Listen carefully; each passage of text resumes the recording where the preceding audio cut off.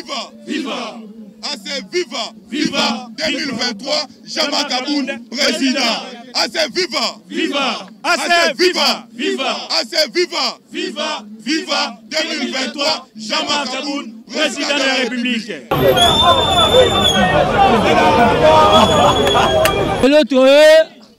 Biso bato to kondima tumba politique honorable Jama Kaboun.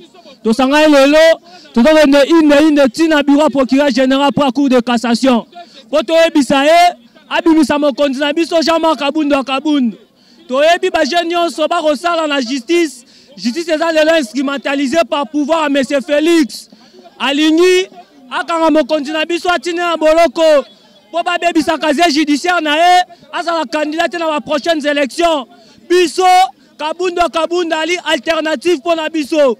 Félix Tobundaki longo na ye akomi na bokonzi intérêt pepe tozomona ngote intérêt pepe ra tozomona ngote biso toponi Jama Kaboun le roi candidat biso ba élection zoya donc biso wa po abimisa ye batiko ko sele makambu afinga ki motote ayibaka lo mutute abulitaki mutute mais adenosaki ndenge mboka ezali ko gérer na ndenge mabe par Neko Félix azo instrumentaliser l'institution mboka.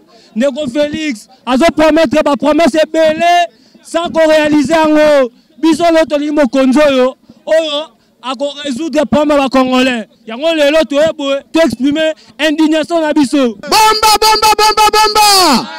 Bako kende te.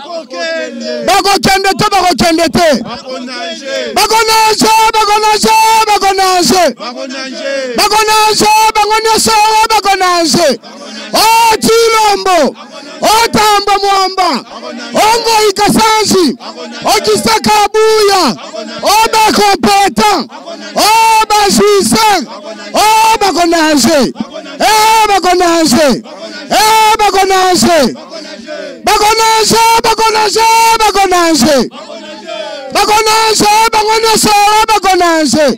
oh les incompétents, oh Basuisan, oh Batopoto, oh Bamiibi, oh Bamimboka, Bakonanse,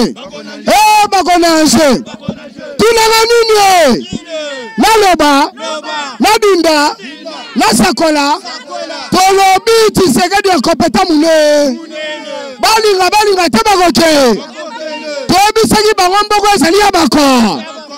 Puisque c'est lié à Congolais, Liboson de Jamaka.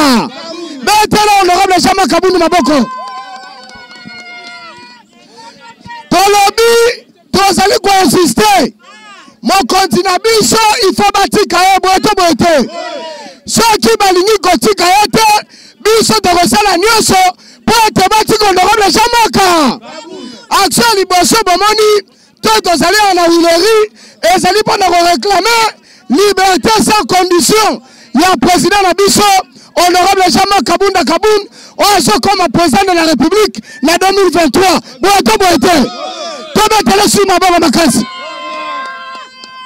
Bandeko bozolanda biso na moment oyo tongi toloba boye bango balobi ke bazali béton mais biso toza béton te biso toza marteau ya munene ne to buka kanga béton na barre de fer. Nali bene marton de salaranini et bouka kayango. Tolingi to ebisa opinion nationale et internationale que élection 2023 to sala ngo te ke eza l'élection moko ba misu bazana kata kacho ba misu bazana libanda ni ba sala élection on les a tricage.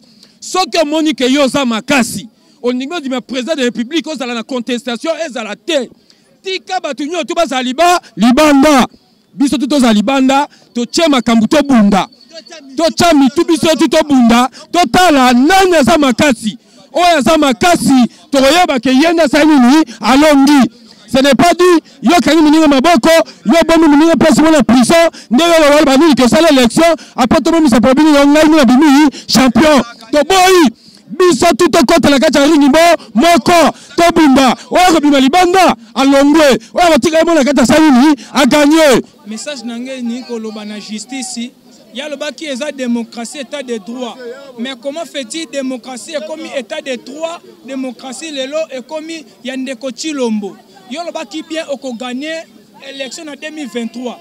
Quand on dit qu'on gagne l'élection, si comme toi à la libre, comment fait-il que tu montes na cachot le bâté au coton ni sa cachot? Parce que tous les qui ngana yo, tous les salles le peuple, mais le peuple d'abord en wezo sala maté. Yango le lot comme opposant, tous les ACH, Nikoloba Alliance pour le changement. Tous les poste justice akata makamuna ordre. Président Nabiso, président Jean-Marc Kabunda au peuple congolais benga kaye 6520 gigas. Oyo papa benga le véritable héros vivant. Boti kaye abima. Total isa makambo teli ya 2023 to yeba soki nana ko gagner soko za makasi bimisa biso to banda makambo ngo seko so banga biso to sala ndenge nini awa total isa peuple sini o ni koloba nini sini ya alliance pour le changement biso yo bana mboka telema muto alobaka vérité yeyo o alobaki vérité na tango wa Kabila yeyo le président Jean-Marc Kabunda na kuna na province bayebiye bayebiye combien le prison sali awa lisi soye à côté prison pour la vérité na ye yango biso pe to kotika vérité te lokola kondo tenti sekedi alobaki vérité fo ezala pomboke kende liboso yango biso pe to solo ba vérité to ça na posa le peuple d'abord olakaki biso 8 avions ezawapi olakaki biso kopesa ba mbongo en crédit ezawapi mbongo arami ezawapi yango to ye pour la réclamation président na biso merci ngai naza jeune tant que les jeunes biso tozo mona biso ba jeune toza ko souffrir na mboka oyo toza ko se retrouver te na mboka oyo totali na mupanzi totali gauche droite to moni mutu moko ko sunga biso te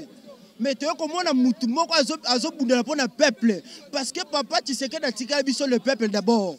Le peuple d'abord, tous les gens ont wapi tant que biso ba jeune, tous les gens peuple d'abord te.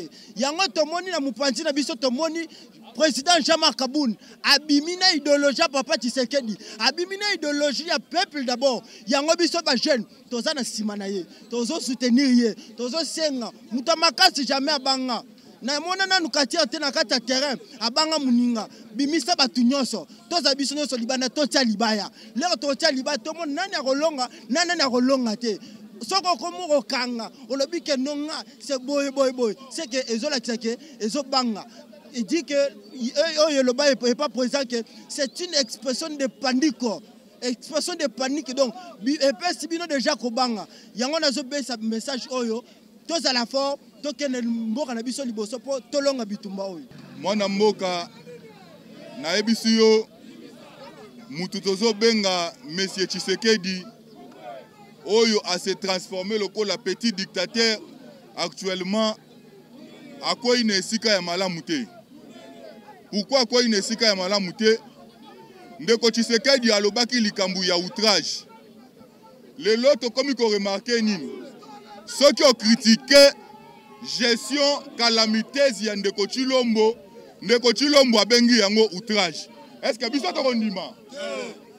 Lelo ceux qui ont lobi ke Tshisekedi ndenga zaboye alobaki akosala RDC Allemagne d'Afrique akokite soko yebisi ke oza mutu ya lukuta. Est-ce que eza outrage? Ndeko Tshilombo azui dossier otoko benga dossier 100 jours. Mutu abandi ko escroquer ko banda 1 million, 2 millions, 3 millions, 10, 57 millions. Lelo mutu wana justice ya Ndeko Tshilombo etikiye. Soki tolobi ke Tshilombo justice ezate. Est-ce que ça outrage? Soki tolobi ke lelo o mutu tozo benga premier vice-président ya Assemblée nationale. Comment nenani? Mboso te. Mbata. Soki tolobi ke Mbata simbaka Mbata do simba $200,000 par mois.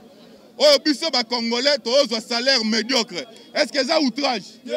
Soki tolobi ke député zwaka $24,000 par mois. Oh enseignant ba ko futa été. Est-ce que ça outrage? Nde tolobi boye. Ndeko Jean-Marc Kabunda alobaki obebo solo. Atelemi azui position etant que politique ya mboka oyo. Biso tokoki ko encourager injustice ya Ndeko Tshilombo te. Ndeko Tshilombo lokola ye alingi affaire terre otoza ko benga liberté d'expression na mboka oyo. Tshilombo akoyi na mauvais poule. Toko kende na Tshilombo boye ti toko chaye orge. Tshilombo azui miyibi nyonso ya mboka. Miyibi nyonso ba travailler na Kabila nde ba komi lelo baninga Tshilombo oyo eza koseka te oyo eza mawa te ba nyonso oyo bazalaki miyibi ya Congo nde lelo ba komi baninga ya Tshilombo soki totangi bino boyebi oyo tokobenga Lambert Mende te bino boyebi Lambert Mende te bino boyebi Evariste Bochabe te bino boyebi Lumanu te banani baboma biso le 16 banani baboma biso le 16 lelo bango nde bakomi baninga ya Chilombo. Est-ce que biso tokotika Chilombo à l'aise tokokende na Chilombo boye tina suka yoka bazali koloba ke biso tozali na ba preuve te biso tozali sur te ka toza na ba preuve te parce que na audition oyo elekaki na niveau ya cour de cassation na parquet tolobaki boye tokobrandir ba preuve na biso au moment opportun parce que tolobaki dossier il faut la fixer na oyo toza kobenga na tribunal oyo tokobenga cour de cassation. Après avoir fixé dossier biso tokobrandir ba preuve na biso au moment opportun.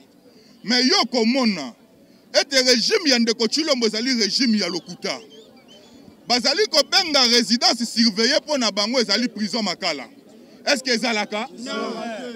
Ndeko Chilombo poye bake bato ya lokuta ezali ne ndeko Chilombo alobi résidence surveillée détention préventive avec résidence surveillée. Bossi pomonango na monde entier détention prévention détention préventionnelle avec otoko benga résidence surveillée etikala kozala te biso tokotaka na Makala mutu moko atikala komona résidence na otoko benga prison Makala yango wana tolobi lelo monde entier bo baza kolanda biso partout ezala na Europe ezala na mikili otoko benga Amérique ezala na Asie toza kotindela bino information boyeba Chilombo asali Jean-Marc Kabundu lokola prisonnier na ye personnel.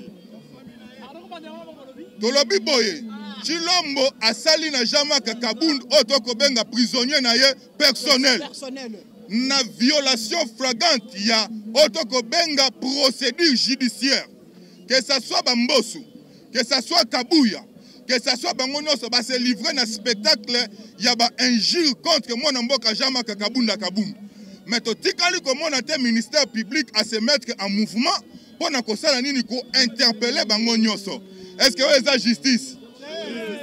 Yango tolobi Chilombo na état de droit ya Chile gelou. État de droit ya gelou. Bazo be tozali ko exiger tozali libération immédiate.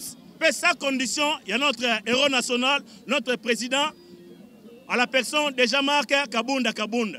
Parce qu'il y a une cacophonie, contradiction. Au moins, on a même cours, il y a cassation, il y a signé, il y a pas ça qui est ordonnance, il y a signé, la résidence est surveillée, et pas naïe, mais là, comme on a les lots, résidence est surveillée comme la Makala. Depuis quand tout le monde a résidence, et comment la Makala, résidence surveillée comme la Makala. Donc, comme on a contradiction. Parce que ceux qui droit, Yambo Kanabiso, ezali mêlé na politique, nous allons comme on a makambo zeli kobeba, otali comme on a cascade na régime oyo, le col ande ko habite ko décrier fort ya monsieur Etienne ya monsieur Félix Tshisekedi. Yango na biso to côté les melaye qui non na souka parce que bazali ba compétent, bazali ba justice ndenge l'honorable président Jean-Marc Kabunda à Lobaki. Simbana, collé.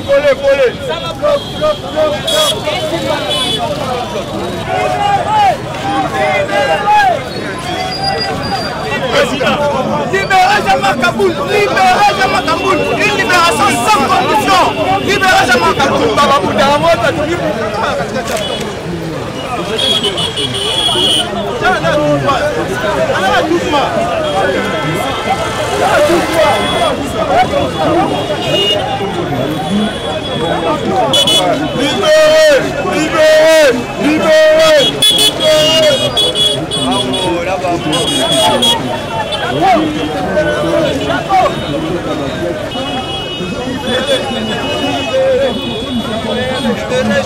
Libérez Jean-Marc Kabunda. Tosengi libération ya président na biso Jean-Marc Kabunda. Bakangi arrestation arbitraire. Ba libérer ye.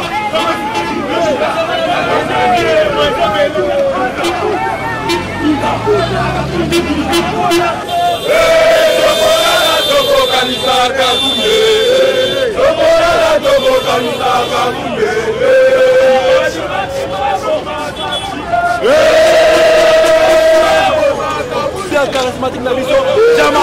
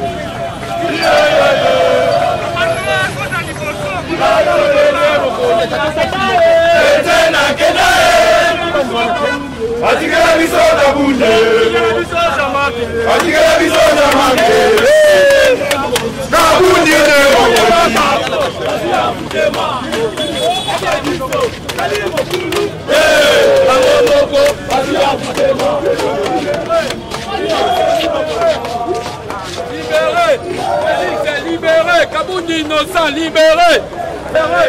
Félix est libéré.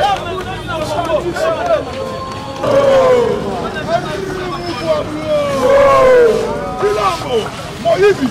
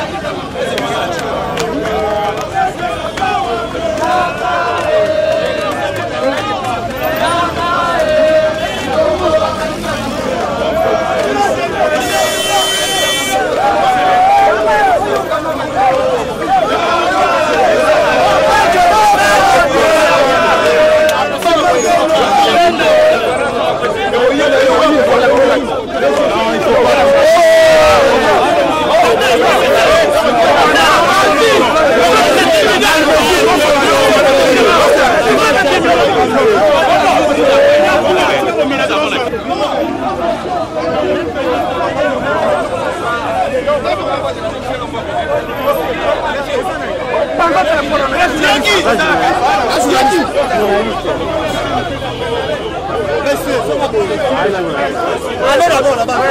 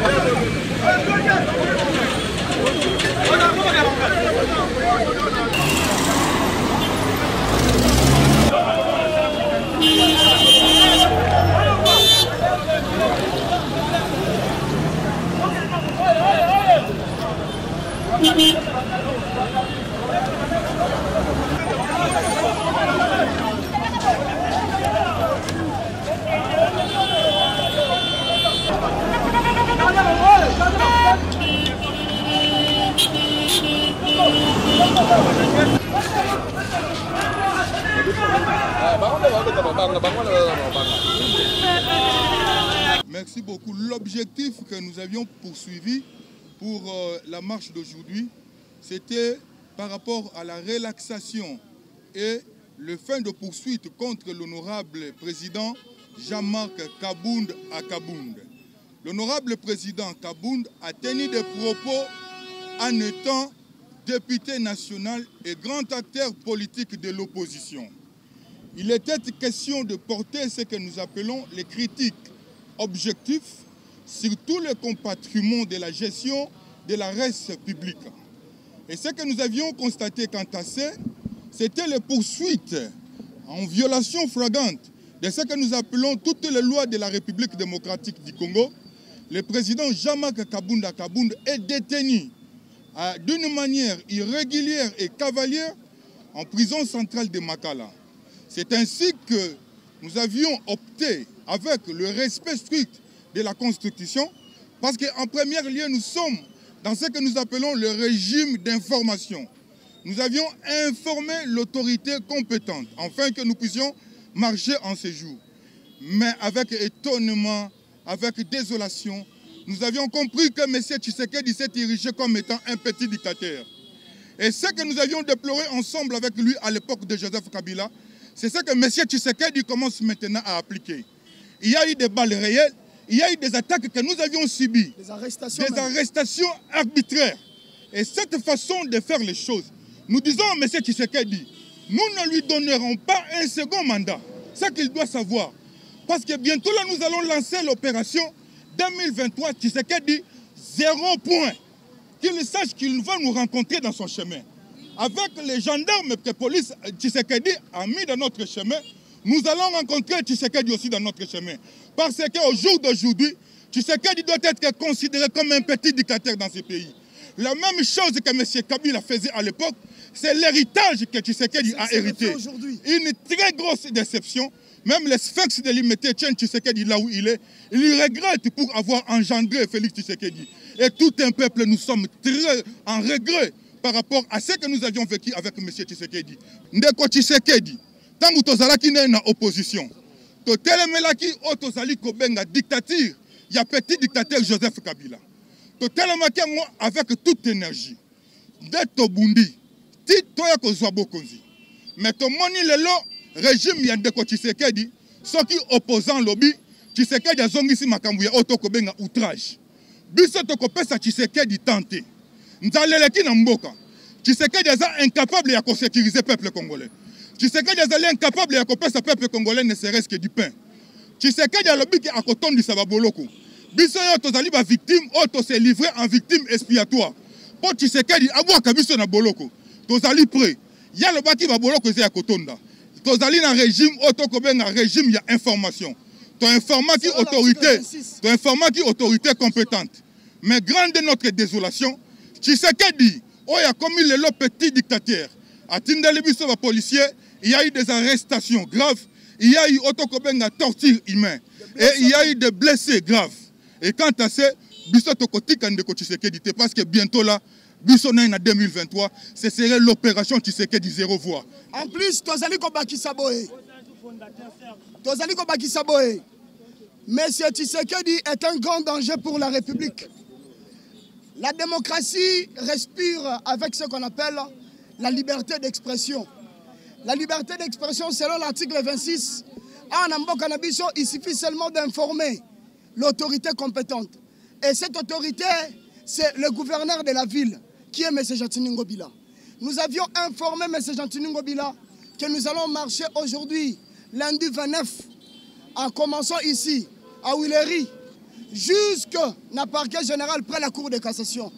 Mais Tokomi Awa, na liboso akan lufungula, tomoni tout ce qui se fait aujourd'hui.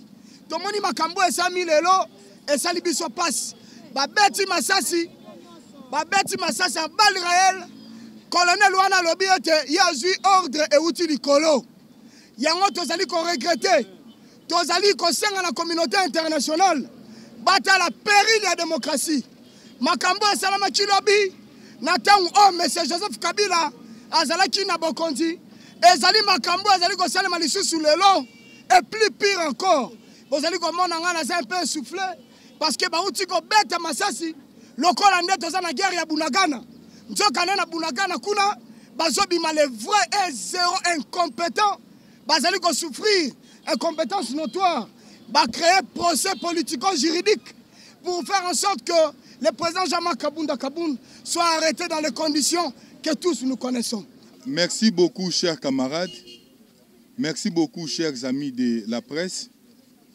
En ce jour, nous sommes devant la communauté tant nationale qu'internationale, parce qu'il s'agissait de notre marche pacifique qui est garantie par la Constitution de la République démocratique du Congo.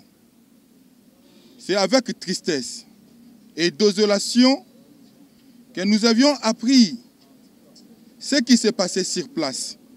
Et ce que nous avions vécu sur place démontre à suffisance que M. Tshisekedi veut à nouveau s'installer comme étant un nouveau petit dictateur en République démocratique du Congo.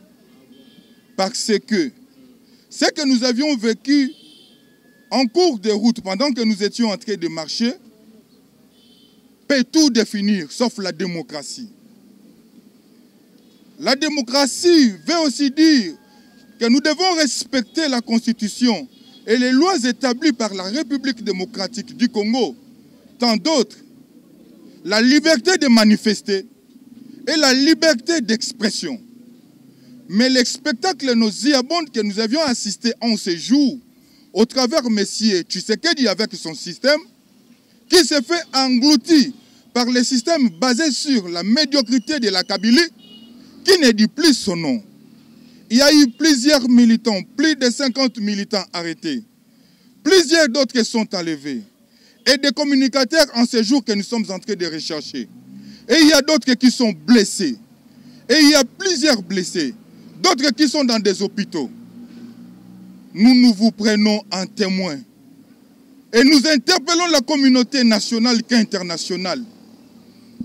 Parce que M. Tshisekedi est désormais dans la ligne rouge où il veut nous imposer son dictat. Et quant à ça, nous disons non. Nous n'allons pas nous soumettre vis-à-vis du nouveau dictateur qui veut imposer sa dictature en République démocratique du Congo. Ça, nous disons non. Nous n'allons pas nous soumettre. D'entrée de jeu, l'AC, Alliance pour le changement, qui est notre parti, le parti de tous Congolais, annonce dans les jours à venir d'autres manifestations sur toute l'étendue de la République démocratique du Congo de grande envergure. J'ai dit et je vous remercie. Mokolo ya lelo eza mokolo oyo AC parti Alliance pour le changement oyo ya honorable président Jean-Marc Kabunda Kaboun et organisa qui marche pour exiger relaxation et abandon de poursuites à l'encontre ya Otoko Benga mwana mboka Jean-Marc Kabunda Kaboun. Oya tenaki ba propos na ye en tant qu'un grand acteur politique de la République démocratique du Congo et honorable député de la République démocratique du Congo. Oya ezali ba opinion avancée en conformité à l'article 107 de la République démocratique du Congo. Tozali ko citer na spectacle wapi. Na régime Yandeko Tshisekedi soki ofungoli munoko po critiquer système ya gestion na ye azako benga yango outrage. Oto combataki na époque ya le petit dictateur Joseph Kabila. Nde Tshisekedi azali ko se ériger na jour ya lelo comme étant un nouveau petit dictateur. Oya lingi a imposé dictat na ye. Biso tolobi non. Ekoleka te. Tozali ko signaler na communauté tant nationale qu'internationale que na marche oyo to organisaki na mokolo ya lelo en conformité na constitution de la République démocratique du Congo na article 23 oyo ezali ko garantir otoko benga liberté ya otoko benga ya ko marcher. Mais to assister na spectacle moko ya solo, spectacle ya salité oyo ba policier ya Tshisekedi ba yibi ba militant otoko benga ba téléphone bakangi plus de 50 membres ya AC et d'autres bazali enlevés. Toza ko signaler pe ba arrestation en cascade ya ba communicateur ya AC. Ezali na plusieurs blessés graves o tozali ko signaler. Et tozali ko signaler na auto ko benga ba acte ya vandalisme en outrance oyo ba policier ya ndeko Chilombo basali à l'encontre ya ba manifestants to ba membre ya parti AC. Biso to côté le mela yango. Petolobi na mikoleza ko ya liboso sur toute l'étendue de la République.